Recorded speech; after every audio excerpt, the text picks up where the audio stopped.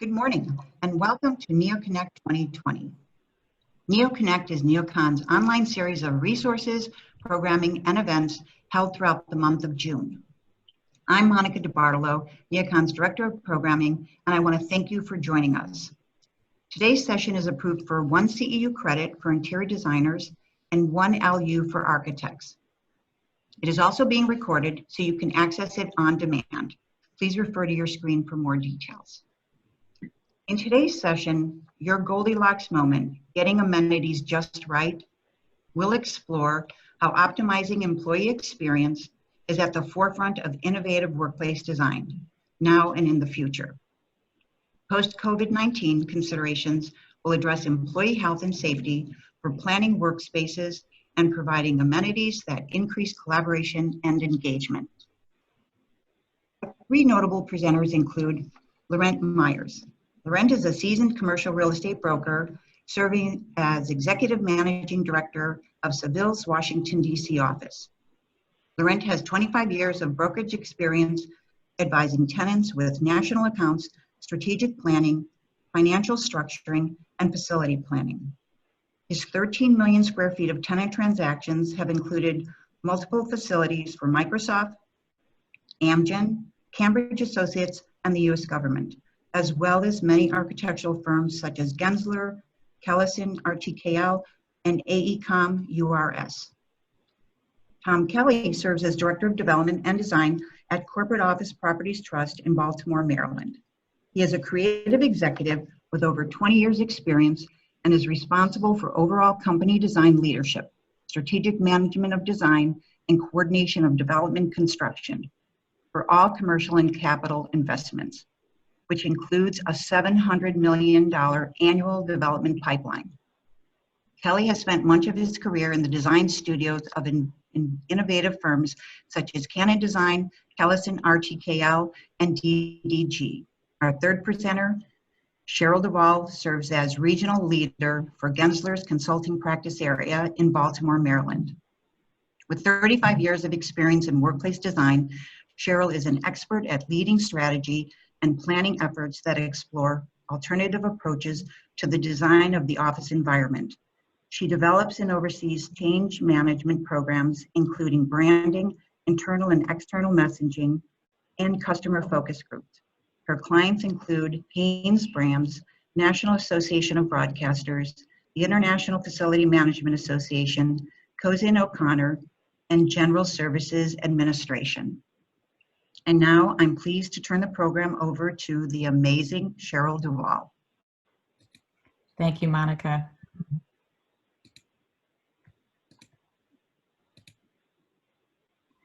And good morning, good afternoon, and good evening, depending on where you are in the world. We are delighted to be here to talk to you about amenities and how to get them just right in your Goldilocks moment. And as we were preparing for this, we were thinking about the last couple of decades and how amenities have changed throughout that time. So I've been designing for quite a few decades now. And I remember back to when we just had pantries, we didn't have work cafes, and the coffee pot was burning, you know, the coffee sat there too long on the carafes. The lactating moms who returned to the office, and I was one of those, had to find a private office in which to go into and hope that we didn't have to tape paper over that side light or any of those things because there wasn't a mother's room for us to use. So as we think about it and we remember what that lack of employee experience was and how it has changed throughout the decades, we think that's a great way to start as we consider amenities. So back in the 1980s to about mid 2005, 2010, there were very few amenities. The employee experience wasn't at the forefront. The 3 main space types were private office, conference room, and workstation. And that was primarily it. And along that time too, we started seeing more polls, and Gallup was using, their polling to understand employee satisfaction and employee engagement. And they started to report that there were actually a very small percentage of employees who were really engaged at work. And that was pretty alarming to some people. So as we started to think about what happens when we came out of the Great Recession, right, that time from 2007 to 2011. In that period of time, we were just thankful to have a job. And some of us might be remembering that time right now as we're going through the COVID impact on our workplaces and our jobs. So that Great Recession, I think a lot of companies weren't as concerned about attracting and retaining talent as much as they were in this decade as we emerged out of it, because now it was like the water faucet turned on really strongly, and employers were competing for talent and focusing on that attraction and retention. So amenities really became more of a thought for them, and that's also when we saw a lot of the, the game tables and the foosbahs. And what we learned was that the amenities were beyond just free beer and some of those things. They really wanted to make sure that amenities made sense. We did start to see more inclusivity in the workplace. We have gender neutral restrooms. We saw prayer rooms enter, meditation rooms, and others to take care of employees at work so that they could bring their full selves to the office. And we also saw in this period of time, very important, that technology was freeing us, and it was enabling us to work with more mobility, not just working from home like many of us are doing right now, but working mobily within, moving around within our spaces in our own work places. So we were able to then have these amenities designed that enabled us to work anywhere, not just in an airport and at home, but anywhere within our facilities. And that was a really big change at this time as well. So now let's take it to the present, right? Amenities really need to contribute to that overall mission of the organization and continue to contribute to employee engagement. But we're also facing new realities from the impact of COVID-19. And I have some statistics to share with you later from our work from home survey, where we'll show how there's some generational differences with that as well. And so we're looking at the future as needing to design for more flexibility and that anytime, anywhere experiences. And we're really starting to reimagine the future workplace. So if we've all been able to work so effectively from home, what is it that we were missing, and what might we be able to provide with regard to amenities to make that a more effective workplace moving forward? So if we think about amenities as those specialty spaces curated to support our work, the workforce, and our organization's mission, from our research at Gensler, we have found that amenities fall into primarily these 4 categories. So food and beverage, meet and learn, health and wellness, and convenience and concierge. And when we look at amenities and we try to understand what our research has shared with us in the past, this is from our 2019 workplace survey. And you can see that the greatest value going down to the least value, and the effectiveness score, if you look at the colored bars, they are showing those who have this amenity, the companies that have this amenity, versus the ones in the gray, those who don't. And those that have this amenity, so look at Innovation Hub, Makerspace, Quiet and Tech Zone, tech-free zones. You can see that their point values on both the effectiveness and the experience scales are much higher than the companies that don't have those amenities. And I know for myself, when I go to our Washington, D.C. office, we have a great quiet zone that is one of the favorite places for me to go work, because I know I can do really good heads down work there. So I would absolutely agree with what I'm seeing here on the scale of where amenities with the highest effectiveness and experience impacts rate. And I think we all also know that that work cafe that many of us have seen coming into our workplaces, not just as a place for people to go to eat lunch, but almost as a place to welcome people. A lot of times the work cafe is near that reception area, and we welcome our visitors there. It's not just for our employees. And you can see that that also has a very high percentage scale points on both for the effectiveness as well as the experience scale. So very different than that burning carafe that I talked about before.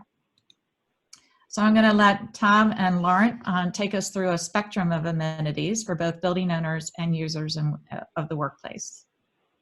Thanks, Cheryl.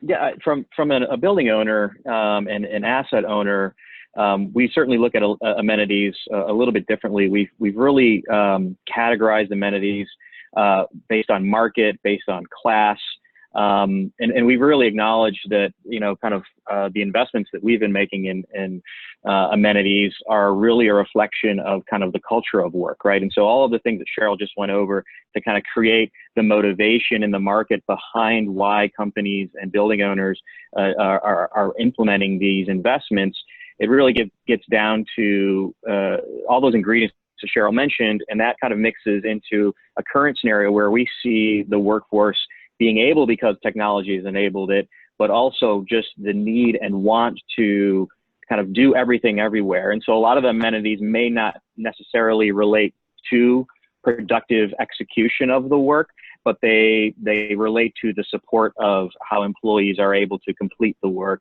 You know, they want people, I think companies in the last 10 years have encouraged their employee base to stay longer. And so a lot of these amenities you see on the screen here a focus on the workforce staying longer in the workplace because they have everything they need there to be able to perform that work and deal with their lives.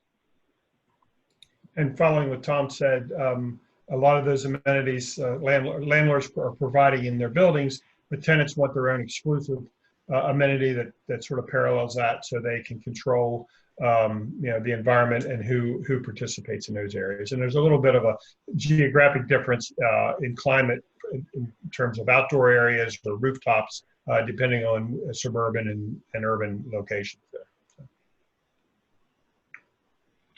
Yes, and this is a great slide that illustrates, you know, that we have, as we analyze markets, we have a baseline kind of set of amenities that, hey, these are the minimums you're going to have. And it depends whether you're in a trophy building in a major market like DC or New York or Chicago, to kind of a suburban office building, to even a single-story flex building, and kind of the reinvention of those unique spaces to kind of contemporary workplaces. And they all have different price points, and those price points appeal to different types of tenants. And so you can kind of see they run the gamut from, as a baseline, from functional, you get a little bit more engaging in the competitive section, and then, you know, game-changing all the way to the right is really, that's going to be something that's maybe iconic or a differentiator even. So if you're a building owner and you're trying to create some market, you know, separation from your competitors, it's really, you know, what's your style, what's your kind of unique thing that you have, right? And that's really that differentiator. And the you know, in the baseline, just from a tenant's perspective of the market, there's certain things that every building just has to have, or they're not even going to make the list. When you get into the competitive area, there really is a bit of an amenity war. You know, every landlord wants to have the newest and greatest amenity and be a little ahead of the curve, and you have to, even though a lot of times I comment to my clients as we're walking around, take a good look at this amenity, whether it's a gym or rooftop. It's you know, it's probably the only time you actually use it is on the building tour, because once you're in there, you a lot of times take it for granted. It was a matter of marketing. It's true. So we're going to go through a few slides that illustrate, you know, the different kind of categories and kind of what we're seeing. You know, food and beverage, certainly important, allows people to kind of be more productive and kind of socialize and work and talk about work all over a meal. We know how important that is, from the simplest of things to a grab-and-go micro market to, you know, something that's maybe, you know, free coffee and you know, nitro is the new thing, and we're seeing that everywhere. To maybe even a tenant, you know, kind of supplied work cafe if it's a larger organization. And then the leased space, you know, so as a building owner, if we're able to provide leased amenities, you know, a different cafe or a different restaurant, sit down or fast casual, we think that's you're going to see a lot of that in the urban offices, and that kind of leased amenity is also extremely important.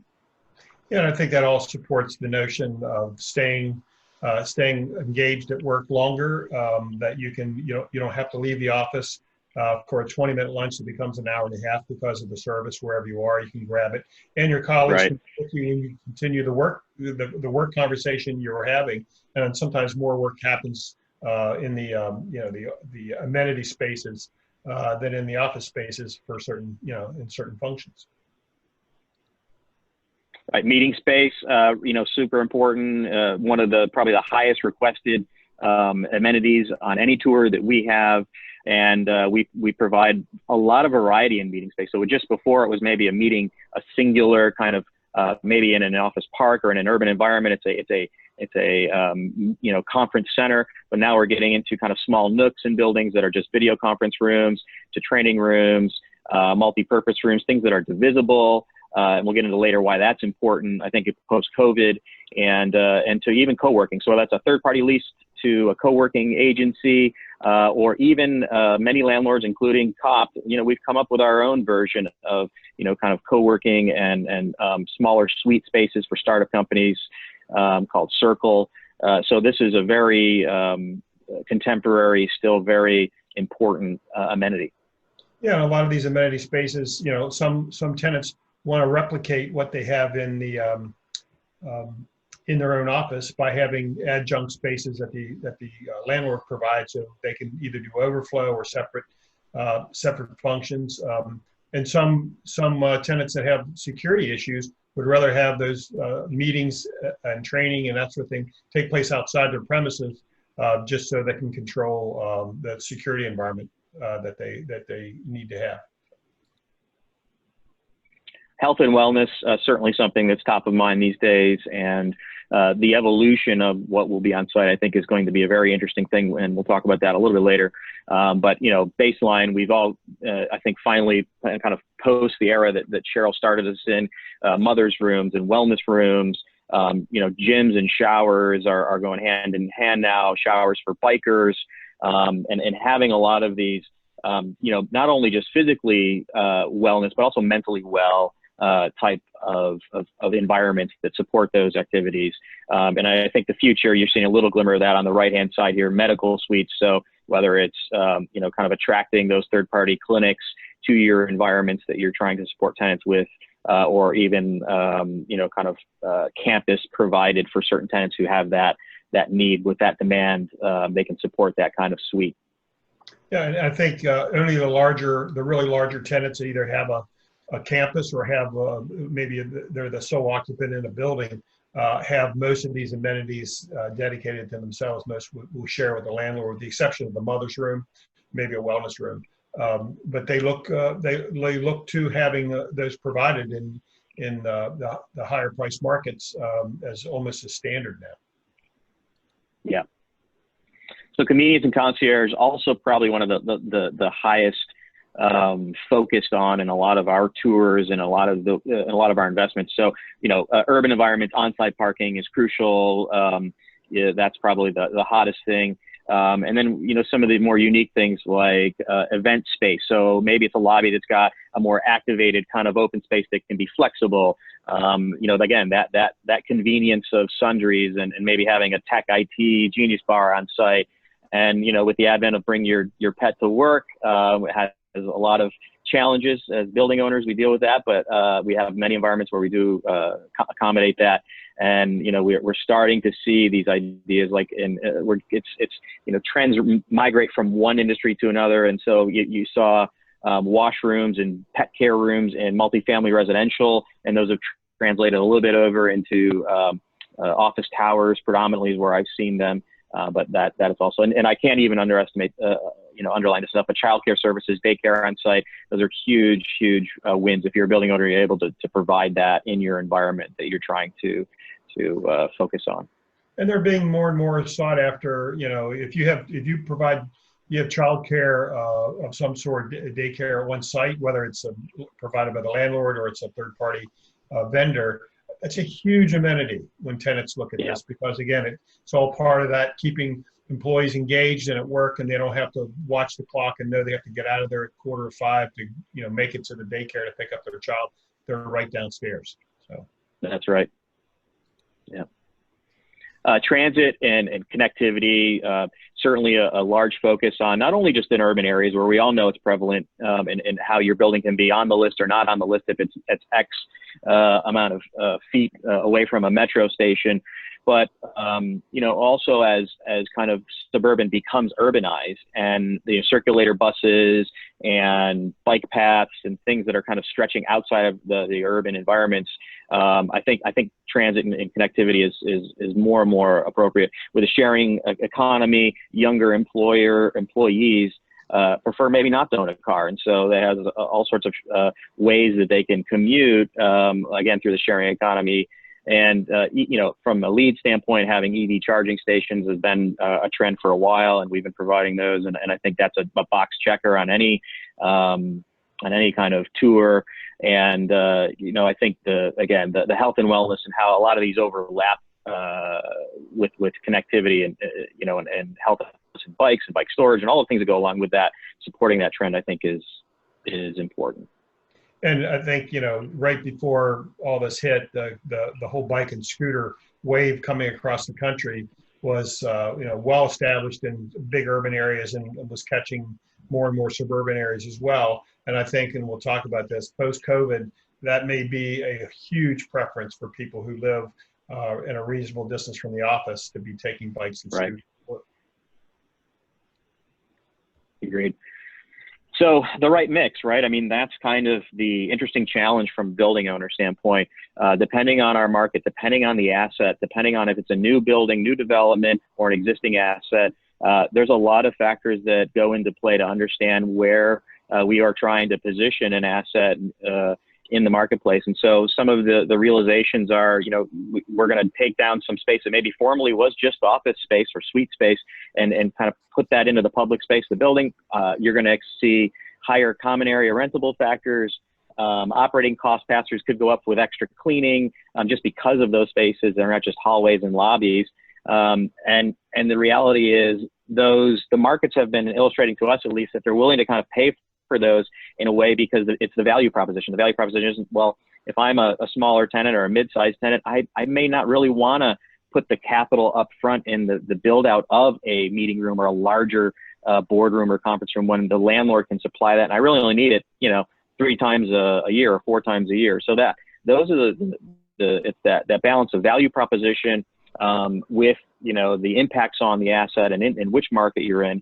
And, you know, another way, as we analyze this in BOMA, we all know how BOMA works, and it does kind of capture all of this common area space. But, you know, switching an asset or kind of moving in a market that has fixed factor ability or the market's acceptance of that is also a way to illustrate to a tenant, hey, listen, the core factor's, you know, really 20%, but we're going to try and keep it at a 16% for you in this market. And I think that's another tactic to try and keep, you know, add a value proposition to your offering. Right. I mean, that's an important thing that we advise our clients, particularly the ones that have been in the same building and they, you know, for a long time and maybe expanded or contracted. But every time they do a transaction, they notice that the rentable factor keeps going up. And because, you know, all those amenity spaces are rentable space for the landlord, and they get boiled into the equation. And the cost of operating those also gets passed through in the operating costs. So there is no free lunch. There's no generally no free amenity. But it also points out that in the old days, back in the times that Cheryl was talking about, all these amenities, the amenity floor was the basement. Everything happened in the basement because that was unrentable space anyhow. Now you see gyms, you see conference centers, you see areas that are purely amenity common areas in very rentable spaces with glass line right. and the terraces, the prime space. And that accentuates the importance of it to landlords to give up what they consider rentable space to common area space. Right, and so this is a great diagram, again, that kind of reiterates what I had just started to talk about regarding, you know, your analysis of yield over the investment and the impact you're trying to have maybe in the market, and it's a range, right? And I think that what's interesting to me are really the differentiator moments where you know, you're maybe working with a tenant, or you're in a situation where you're redeveloping a building and you've had a large vacancy and you get to kind of start from scratch and reimagine you know, what value you're going to be bringing to the market. I mean, take that moment to kind of look at what's out there and understand you know, there are some very impactful things that support workplace these days that you know, offer that value that I think tenants are looking for. And it's certainly been the thesis of the amenity war for the last almost decade now. And I think that even post-COVID, and we'll talk about that in a minute, that's still going to reign for king for a while, because value is value, whether it's pre or post-pandemic. And the important things that we try to advise our clients is that, you know, these are investments that the landlord's making, but you are paying for in your rent. And so it's a bad investment for you if you or your employees don't find it important enough to use. And so you have to select buildings that have the appropriate amenities, but also encourage your employees to use those amenities. It's very easy to just keep walking by, you know, that amenities. That gym. Like a gym, particularly. Well, a lot of building tenants, like we said, is you know, the only time they see the gym is when they do the building tour, and that for the next 10 years they sort of walk by it. So you're paying for it. One of the important amenities that I saw pop up, that's obviously not on this list, was one landlord provided black car service. They had 3 or 4 SUVs sitting there with drivers ready to go, no cost to the tenant. If you needed an airport or go to Capitol Hill or wherever you're going, there was a black car waiting for you. And it is all in the operating cost. So if you weren't using it, you were subsidizing another tenant's use of it. So they really needed to encourage everybody to use that and think of that first. Great Yeah, point. that's great. So from an interior design standpoint, we're often, of course, asked to program not just the spaces that for individual, group, and community work, but the amenities that support all of that. So as we've seen that shift from the 3 primary spaces I mentioned in the early 80s of just the workstation, the office, and the conference room, to 10 or more types of spaces, innovation labs and you know, audio privacy rooms and meditation rooms and all of those, mother's rooms and all of those things. We've also not only seen those spaces increase, but we've also seen a shift to more and more open plan, including benching. And it's a bit counterintuitive, but the circulation that we need to plan as interior designers and architects changed from those spaces that were more a lot of private offices. It's actually smaller circulation. It's about 25 to 27% in a very high private office environment, to moving more towards open environments of 45 to 50% or more. And that circulation factor can be a stumbling block if you're not anticipating that with all of your amenities. So just take a look at this photo right here. Are you looking at that as one big room with one circulation factor coming to, circulation coming to the edge of it? Or are you looking at it as a collaborative space and an individual workspace and other things? So you have to really understand how you're planning the programmable spaces, but also the circulation paths to get there. And I was working on a project last year where, well, actually 3 years ago before I joined Gensler, where the design firm had not planned enough of the circulation space and the tenant lost one whole floor. They had to actually lease one more additional floor because it had not been calculated correctly. And so I presented on this last year at NeoConnect, as Monica remembers. And if any of you want to know more about calculating circulation factors, please feel free to reach out to me. It is something that we have to do very carefully. And we're still seeing some people quote percentages from like the 1980s. It got stuck in their head that we should never have more than 30% circulation, when in fact we need to be planning 45 or 50% in some of the cases or more. Those weren't brokers, were they? It actually was a broker. So I'm relying on you guys to really educate our broker community friends, because they are still quoting 30% circulation and being hard on interior designers that are telling their clients, no, you need 45 or 50%. So at Gensler, we often are asked by our clients to really use our research in a different way and work with them to identify different goals for their projects. And in this case, we had a client say, we really want to have a guiding North Star when it comes to amenities. So we did some research, we talked about them, we looked into their culture, and I wanted to really point out steps or the principles 3 and 4 here. So when you look at purpose, and you'll see that in some of the research that I'm about to talk about, companies value amenities because they really supplement and support the work of their people and extend the capabilities, not just because they're trying to offer, you know, free beer on tap or something. So it's like, what is the purpose of this amenity? So to the point that Tom and Laurent were making, it's got to have impact and it's got to be used. And if it's not being used, which gets to activation, remote and distributed work employees, you know, empowers employees to make choices about when and how they work. But if those places aren't used, then what's the point? And this is something that we're really thinking about post-COVID, right? So what are the spaces? Will they still, especially if they're shared and they have a lot of a high touch value, how will people be viewing those spaces? So we really need to listen. We need to listen to our clients. We need to listen to the research. We've been conducting a lot of roundtables over the last couple of months and one-on-one workshops. We have surveyed more than 2,500 people with in fact, here it is 2,300 US workers from our work from home survey. So this is in addition to the surveys that we've been conducting prior to this that have been either every 3 years or we just recently moved to every 1 year on that. This is where we go out. These are not Gensler clients. We go out to US workers, knowledge base, companies over 100 people, and we ask them to answer a series of questions. And in this case, we had pre-COVID, remember what it was like pre-COVID, what is it like now working from home, and what do you anticipate when you get the chance to return to the office? What do you expect? And this shows you the demographics here. We wanted to make sure that we had all the generations represented. There's only about 4% of Gen Z in the marketplace right now, so we lumped them together with millennials.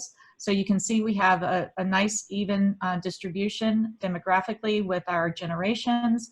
You can also see that the 10 sectors, industry sectors, so it's a good, not too heavily reliant on one over another. And we also wanted to make sure we had a good representative of roles and positions.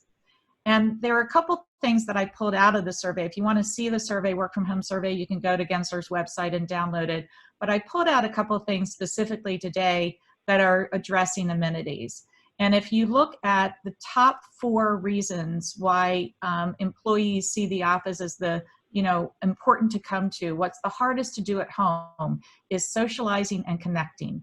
So we've been missing these scheduled meetings with our colleagues where we actually need to do something together face to face.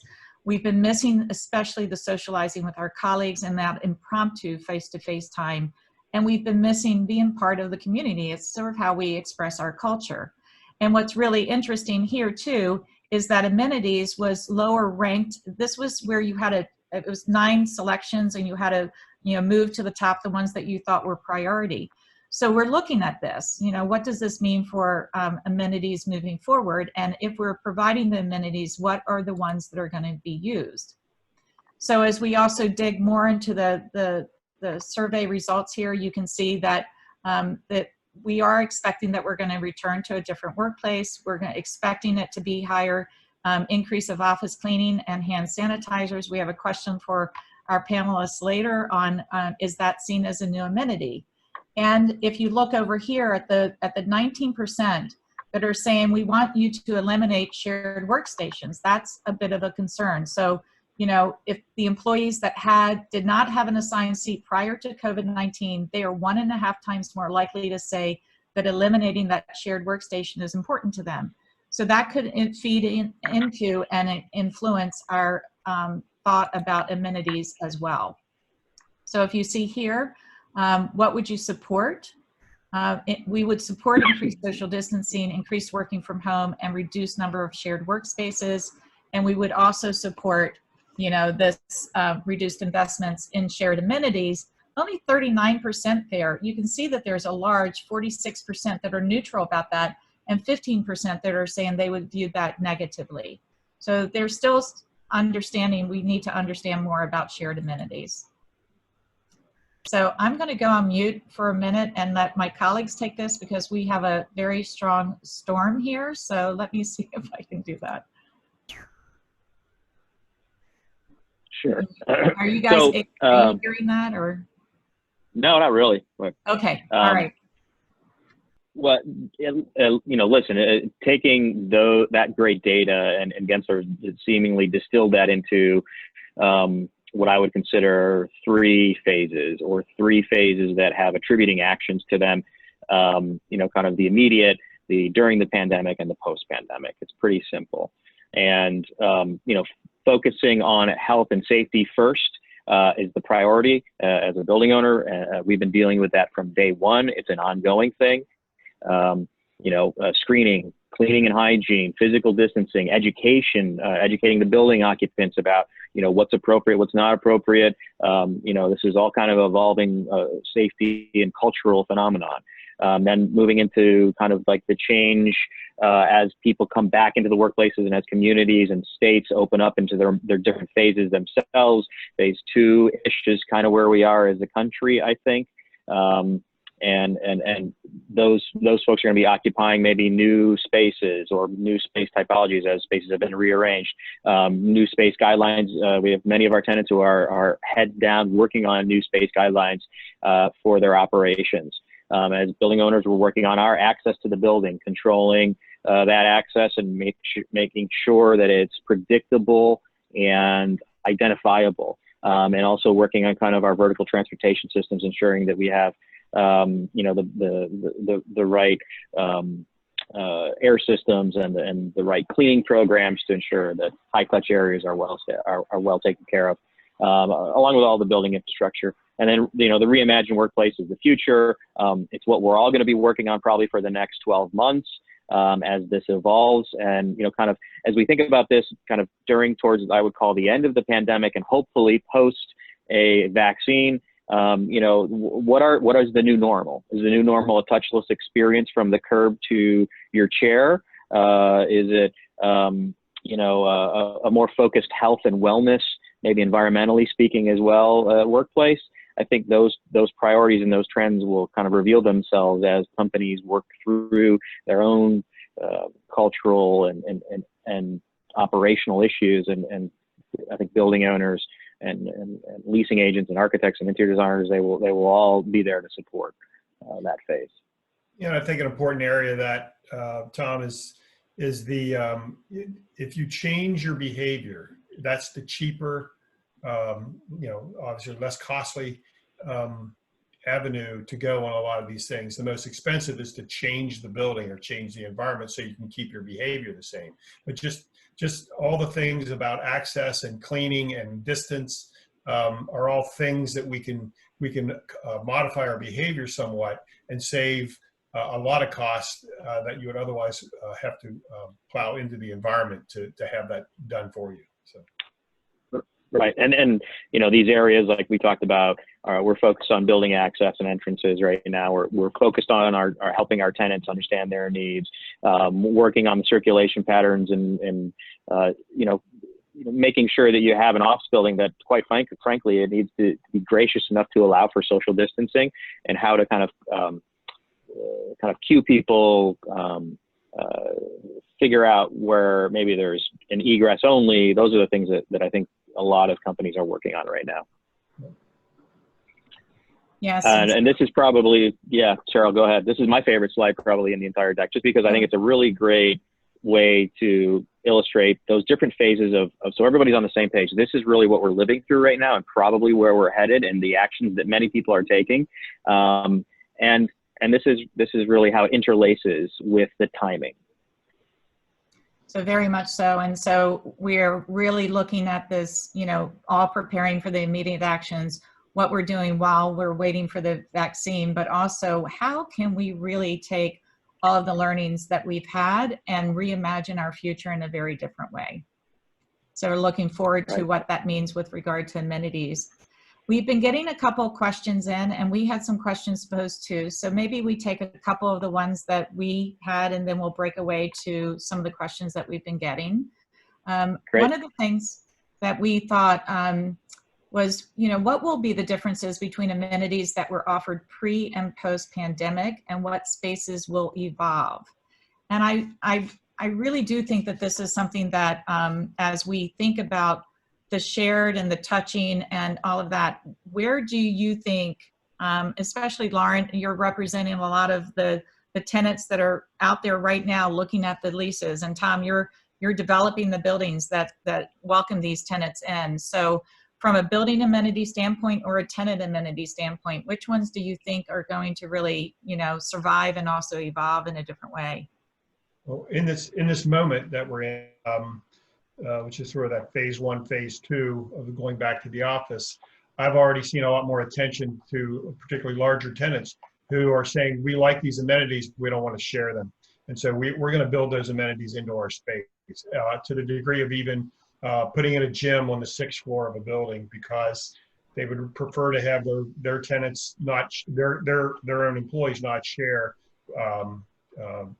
facilities that are so much more of a tactile intensive with the rest of the community of the building.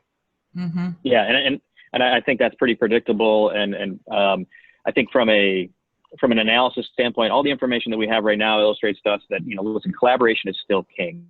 The reason people are coming to back to the office, the reason they want to come back to the office is, quite frankly, they want to collaborate with people. They want to engage with people. They'll do that in flexible spaces, whether it's in their own demised tenant space or landlord provided. And I really think, kind of as Lauren picked up on, it might be a scale, and it might be a kind of an office asset class issue where smaller, medium-sized tenants who obviously can't fit all of those types of things into their space, they may try and still leverage landlord provided amenities that are hopefully operating in a way that's elevated and making people feel safe.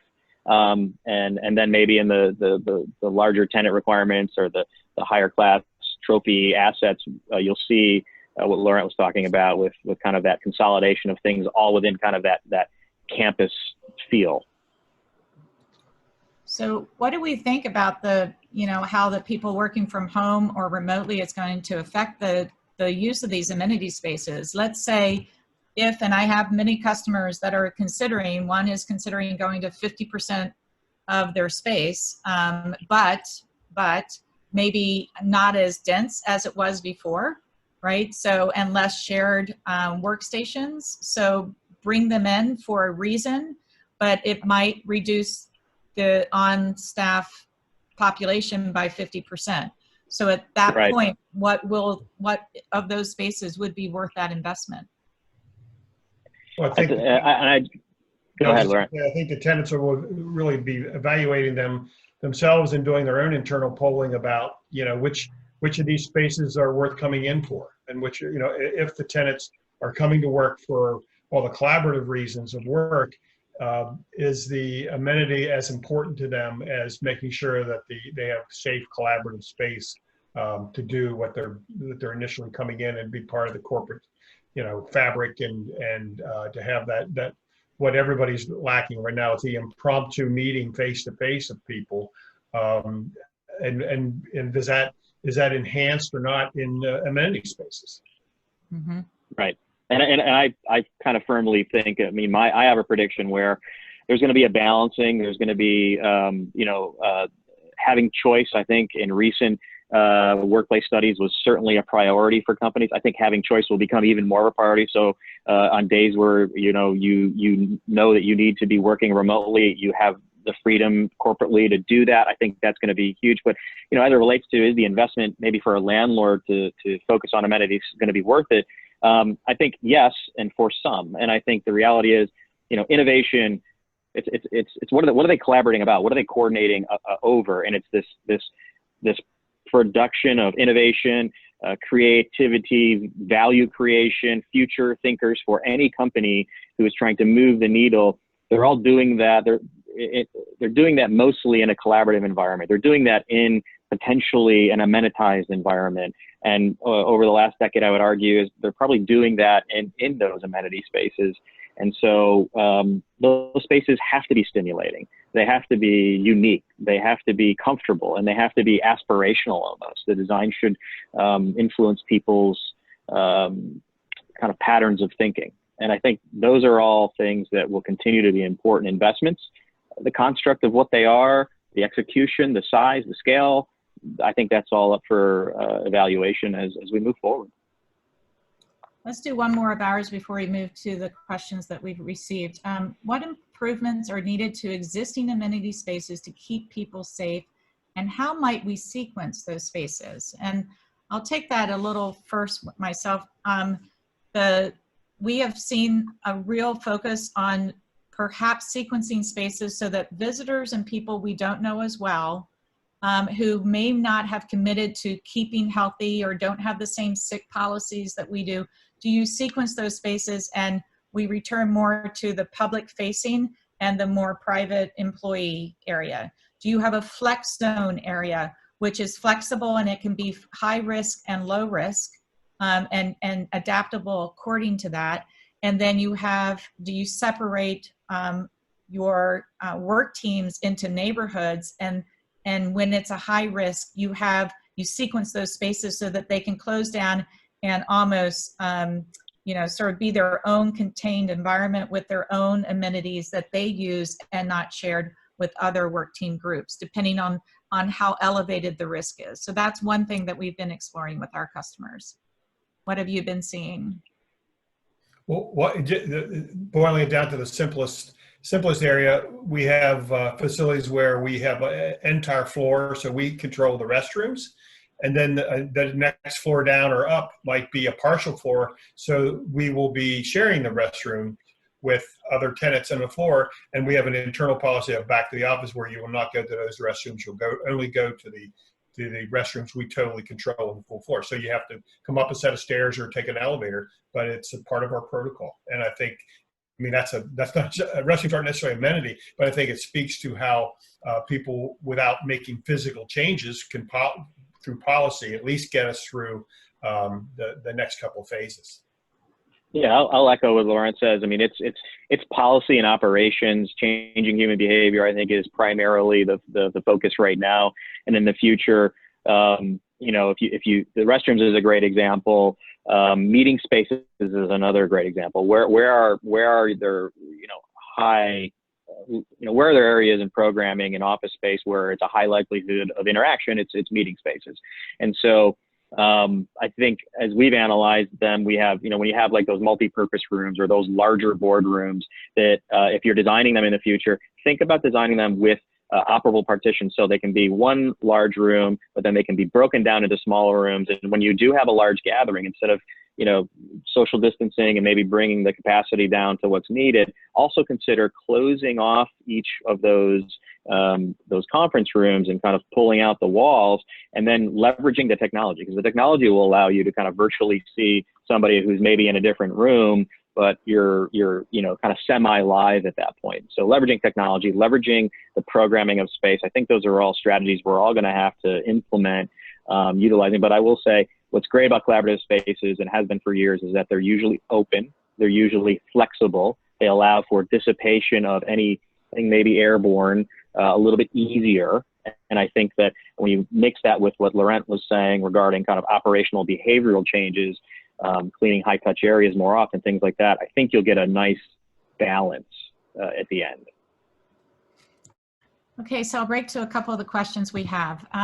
Can corporate amenities for businesses in smaller markets help them compete with the larger markets, or is the geographic location too big of a jump for most prospective employees? Good question. Well, I think that's it's a great question. It's the age-old question: is it David versus Goliath? But I think there's creativity allows us to do so much, right? So if you're looking to create an amenity area in maybe a small third-tier market in a building that's maybe relying on all of that NOI that it's collecting right now, or that you're going to develop, and I think you have to, as kind of Laurent said, build it into the rent. Understand, like, can I push that factor a little bit? Can I pass on some of this to the tenants, and kind of sell the fact that you're going to, as a tenant, you won't have to outlay the capital it takes to build an entire boardroom and all the AV that goes along with it and everything. And, you kind of get to kind of share in a proration of its cost over the term of your lease, which is much different than the entire capital expense from the beginning of the tenant's fit out. That's one approach. Right. Well, the one other simple part of the equation is typically smaller markets have lower costs rental wise, and more intense urban markets have higher rents. So you would think that you could spend more money on square footage for amenities in the lower cost markets and still be below your break even in comparing it at high cost markets. So it's some of it becomes a matter of how flexible are the employees to the geographics. Are they living in the smaller markets and prefer to live there already? They could be those markets could be enhanced by amenities. You know, have the big city amenities in your suburban market. I think it's a good value play. I think that's a good segue to our next question. How will the continued and encouraged work from home by large corporations like Twitter, Facebook, Salesforce affect building owners' ability to fill their available office space, and what impact will this have on lease rates? There's about 3 questions in there. Well, one of the things I think it's interesting, and it's kind of an overriding concept, is this is not unlike facilities that are in issues with power, and so they need to have uninterruptible power, so they have their own generators. Okay, and so when they have power, they don't use the generators. But when they have a shortage of power or an actual interruption of power, they can use their own generators. Now we all have their own generator in terms of the workforce being able to, whether they come to the office or not. We all know now that in most businesses, retail aside, and even that's online, that if something happens, we can switch to the work from home for a while.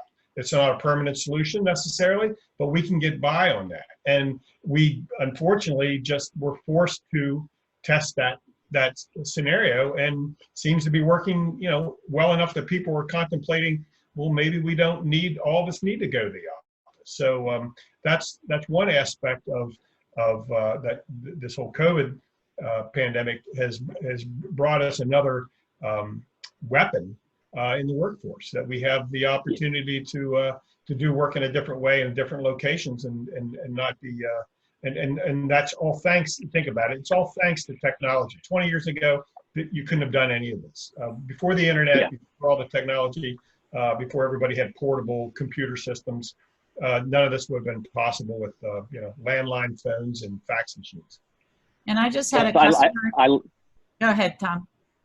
I was just going to say that I think hit the nail right on the head. It's the backup generator analogy is great because it is really just the backup. It's not a prime power source solution for many companies. And even if you are a tech company and you're an individual contributor working from home, eventually and more usually you'll need to kind of meet with your team. You'll need to kind of have those serendipitous interactions that create value. And I've gotten this question a lot, quite frankly, in the last 6 weeks. The office environments, the office space will still, there still will be a need. I think the need will be, again, focused on collaboration. And the reality is we've lived through a variety of downsizes and right sizes in the markets as technology and space requirements kind of shrink and grow. And I think you're going to see it always works out to a balance. So as circulation spaces grow because of COVID and social distancing, and in addition and kind of correlation with collaborative spaces, the reduction of shared, office spaces, and maybe there's a 50% workforce from home or 70% workforce in the office, whatever it ends up being, I honestly think it'll be a balance at the end of the day. And you won't see too much growth or contraction. Yeah, and I wanted to add on to that circulation that you just mentioned. One of our attendees put in the questions, are circulation factors even higher than 50% considering post-COVID planning? And I think it is probably going to be a wash, like what you said, Tom. If we go a little bit more private office or more or larger workstations to accommodate the 6 foot, so not as dense benching perhaps, it'll be interesting to see. But I also know that customers are looking at 6 foot wide corridors, right? Or wider. in order so that people can move, because we've been making a lot of these plans that show one-way corridors. And I'm working with a client right now where, we take direction from our customers on how they interpret the CDC suggested guidelines.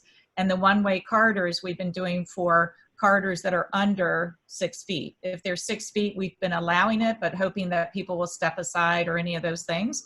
But we take that direction from our customers. So it'll be interesting to see if the circulation factors go up, which is what this question that came in.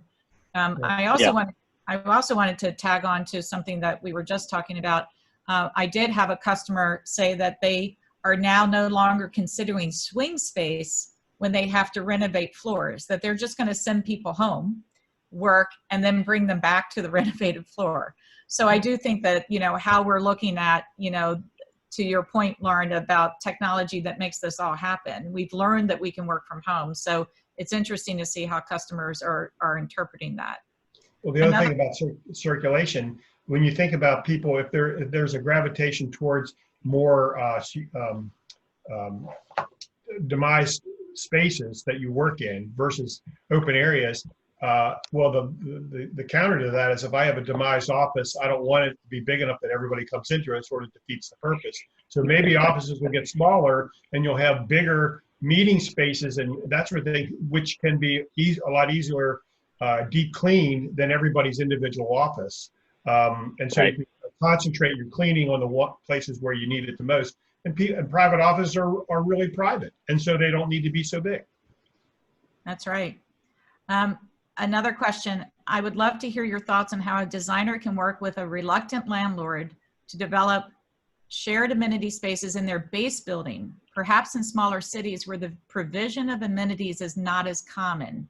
Any strategies or experiences you can share? I've got two things that I'll mention really quickly. One is leverage your outdoor space. If you have the ability on your site, it's one of the easiest ways to create kind of a shared environment. Outdoor is definitely going to be probably a more common workplace trend given COVID, and when we all know the value of that in environments and in climates that allow it. And then also it goes back to what I said, I think previously to a question, that you have to kind of really focus on scale and value proposition. So what are the amenities in that market or with the tenant base that might be occupying that building that they would use most, and understand how you can kind of suggest to your client how they would be able to proposition, the value to prospective tenants. Real quickly, I think we only have time for one more question. We have a lot more here. What technology changes are you seeing in planning? Innovations or amount of technology? So what have you guys seen with regard to technology changes? Well, one of them Tom touched on a while ago. I think you can still have a lot of meetings that even if you're in the office, you don't have to leave your workspace to be part of the meeting, because we've all done it and we've been at home having these. Right. Meetings. So I think there's going to be Zoom calls in the office for people who are still in the office. So you don't need to crowd all in a room and breathe on each other. Or you can bring outsiders to the meeting by having them, even though your people are all in a meeting space, the outsiders can join the meeting by a Zoom call.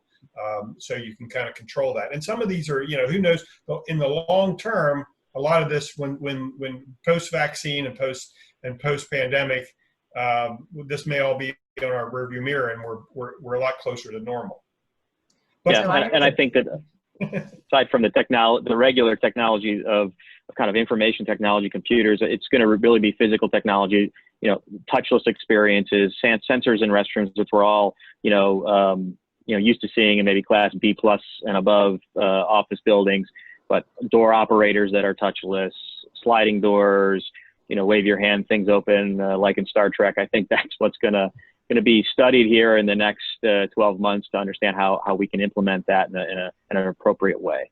We also have a customer that's been using sensing technology to understand, because they're free address, to understand if the space is occupied or not, and they use it for reservation systems. They're now using the sensing technology to inform whether or not they need to do a deep clean on that work surface. And they're already at a clean desk, policy because they're free address most everywhere in their facility. But now they're using the sensing so that they can inform the cleaning crew. And the cleaning crew is also leaving like a little card that says the space has been cleaned, right? So it'll be interesting to see how much the sensing technology then also starts to inform our space planning and our space usage. Right. So I think, is this the end of the question and answer? I'm going back to Monica to ask.